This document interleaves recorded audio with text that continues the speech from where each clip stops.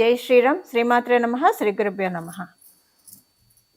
English calendar year ప్రకారం 2025 సంవత్సరంలో మొదటి నెల అయిన జనవరి మాసంలో ద్వాదశ రాశుల వాళ్ళకి కూడా ఈ క్యాలెండర్ ఇయర్ ఓపెనింగ్ మాసమైన జనవరి మాసంలో ఎలా ఉండబోతుంది, అసలు మొదటిగా గోచార గ్రహ గమనాలు ఏ రాశుల్లో గోచార గ్రహస్థితులు చోటు చేసుకున్నాయో అవి మనం ఒకసారి చూద్దాము.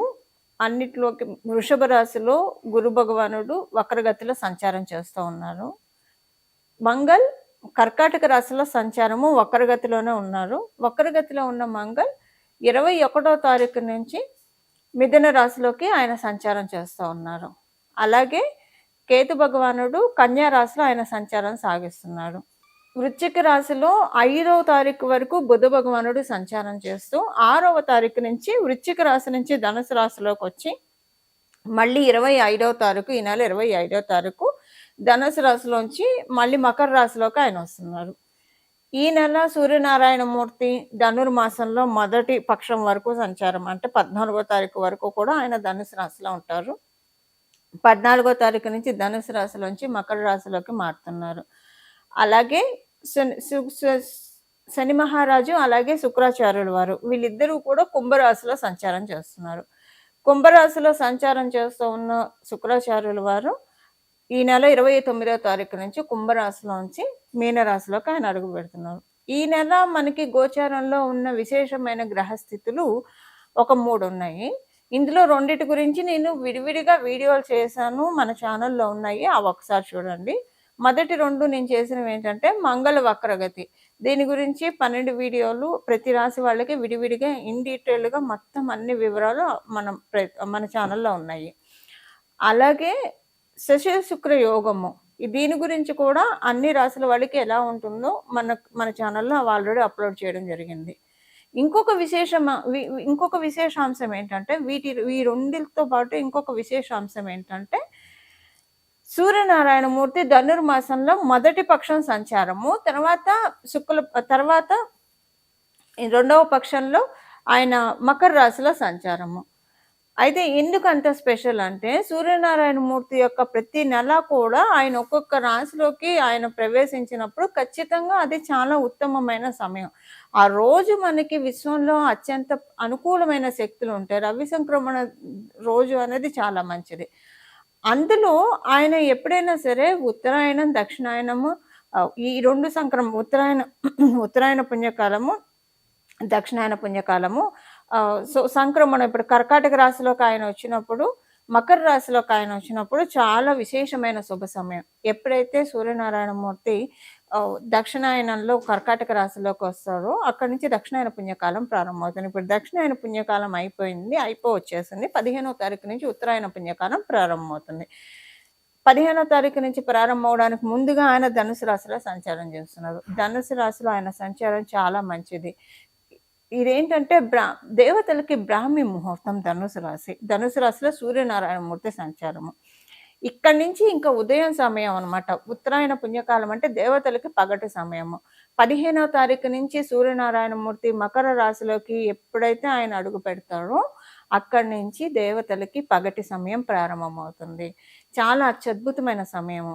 ఏమవుతుందంటేనండి, ఉత్తరాయణ పుణ్యకాలంలో ఆయన భూమికి దగ్గరగా దూరంగా ఉన్న ఆయన దగ్గరగా జరుగుతారు. అండ్ ఆయన అంటే ప్రయాణమే కదా, ఆయన ప్రయాణం కూడా ఉత్తరం వైపు సాగుతుంది. దక్షిణాయన పుణ్యకాలంలో ఏమవుతుందంటే ఆయన భూమికి దూరంగా వెళ్తాడు. ఆయన ప్రయాణం కూడా దక్షిణం వైపు సాగుతుంది. అందువల్ల దక్షిణాయనంలో చలి ఎక్కువగా ఉంటుంది. కారణం ఏంటంటే సూర్యనారాయణమూర్తి భూమి నుంచి కొంచెం దూరంగా వెళ్తూ ఉంటారు కాబట్టి ఉష్ణోగ్రతలు తగ్గుతాయి, భూమికి తగ్గుతుంది కాబట్టి చలి ఎక్కువగా ఉంటుంది. ఉత్తరాయణ పుణ్యకాలంలో ఆయన దేవుడి దగ్గరికి వస్తారు, భూమి దగ్గరికి వస్తారు, భూమాత దగ్గరికి వస్తారు కాబట్టి మనకి ఉత్తరాయణ పుణ్యకాలంలో ఎండలు అవి కొంచెం ఎక్కువగా మన ఉత్తరాయణ పుణ్యకాలంలో చూడటానికి కారణం అది. అయితే సూర్యనారాయణమూర్తి ఉత్తరాయణ పుణ్యకాలం అంటే చాలా మంచిది, దేవతలకి పగటి శుభ సమయం అని చెప్పి మనం తెలుసుకోవాలి. అసలు ఈ మాసము ద్వాదశ రాశుల వాళ్ళకి ఇదొక విశేషాంశము. ద్వాదశ రాశుల వాళ్ళకి ఈ మాసం ఎలాంటి ఫలితాల్ని గోచార గ్రహ దేవతలు కలగజేస్తున్నారో అవన్నీ కూడా మనం ఒక్కొక్క రాశి వాళ్ళకి కూడా మనం ఇప్పుడు తెలుసుకుందాము. కుంభరాశి. కుంభరాశిలో పుట్టిన వాళ్ళకి ఈ మాసం చాలా అనుకూలంగా ఉంది. మీ రాశిలోనే శుక్రాచార్యుల వారు సంచారం చేస్తూ ఉన్నారు. వ్యాపారస్తులకి చాలా మంచి శుభ సమయము, లబ్ధి బాగా ఉంది. ప్రత్యేకించి మొదటి పక్షం అంటే 15వ తారీఖు వరకు కూడా అనుకూలతలు ఎక్కువగా కనిపిస్తూ ఉన్నాయి. మంచి అనుకూలతలతోటి మీ బిజినెస్ సాగుతుంది. 15 తర్వాత కూడా అనుకూలతలు ఉన్నా సరే 15వ తారీఖు లోపల అనుకూలతలు ఎక్కువగా ఉన్నాయి.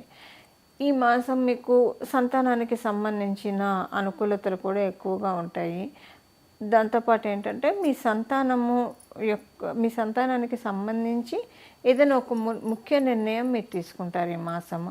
ఈ ముఖ్య నిర్ణయం తీసుకోవడం వల్ల మీకు చాలా అంటే సంతృప్తికరంగా అనిపిస్తుంది. ఫోన్లో లేట్ చేయలేదు, ఇప్పుడైనా తీసుకున్నాను అని అనుకుంటారు. ఇది మీకు సంతానం ఉంటే కనుక, సంతానం లేకపోతే కనుక అంటే సంతానం కోసం ప్రయత్నిస్తుంటే సంతాన సాఫల్యం ఉంటుంది. సపోజ్ మీరు బ్యాచిలర్స్ అనుకున్నప్పుడు సంతానం మాట ఉండదు కదా, అప్పుడు ఏంటంటే మీరు అనుకున్న పనులు ఎప్పటి నుంచి పెండింగ్లో ఉన్న పనులన్నీ కూడా ఈ మాసంలో నెమ్మదిగా 1 by 1 ఫినిష్ అవ్వడానికి అవకాశం ఉంది. వివాహ ప్రయత్నాలు చేయడానికి అనుకూలమైన శుభ సమయము. విద్యార్థులకి ఇద్దరికీ కూడా చాలా మంచి శుభ సమయము. ఈ మాసం యొక్క గోచార గ్రహస్థితుల ఫలితాలు కుంభరాశిలో పుట్టిన వాళ్ళకి. పరిహారము ఈ మాసంలో ద్వాదశ రాశిలో వాళ్ళు కూడా చేసుకోవాల్సిన పరిహారము సూర్యనారాయణ మూర్తికి సంబంధించినది. ఎందుకంటే ఆయన ధనుసు రాశిలో సంచారం చేస్తూ ఇంకా మకర రాశిలోకి ఆయన వచ్చినప్పుడు చాలా మంచిది. ఈ మకర రాశిలోకి ఆయన అడుగుపెట్టినప్పుడు ఎప్పుడైనా సరే సంక్రమణ రోజుల్లో కనుక సత్యనారాయణ స్వామి వ్రతం చేసుకుంటే చాలా మంచిది.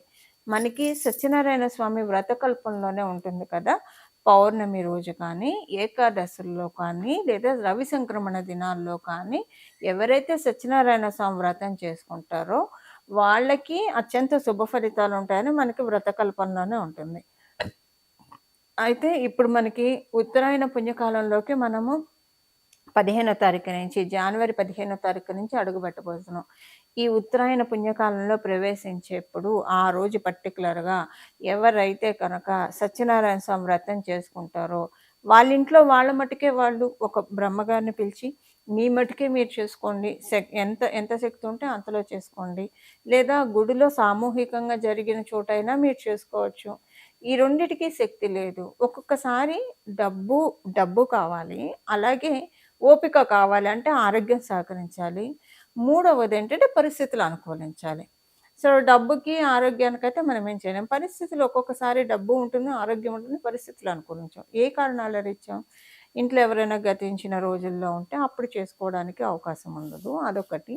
సెకండ్ థింగ్ ఏంటంటే ఇంట్లో ఆడవాళ్ళు ఏమన్నా పీరియడ్లో ఉంటే అప్పుడు కూడా చేసుకోవడానికి అవకాశం ఉండదు. సో పరిస్థితులు అనుకో, లేదా బిజీ షెడ్యూల్లో ఉంటారు, ఏదన్నా బయట ఊరికి అదే రోజు వెళ్ళాల్సి వస్తారు, అప్పుడు కూడా మీకు డబ్బు శక్తి ఉన్నా చేసుకోలేకపోవచ్చు. సో అసలు ఏ కండిషన్లో అయినా సరే సత్యనారాయణ స్వామి వ్రతం చేసుకోలేకపోతే కనుక, చేసుకుంటే చాలా మంచిదండి.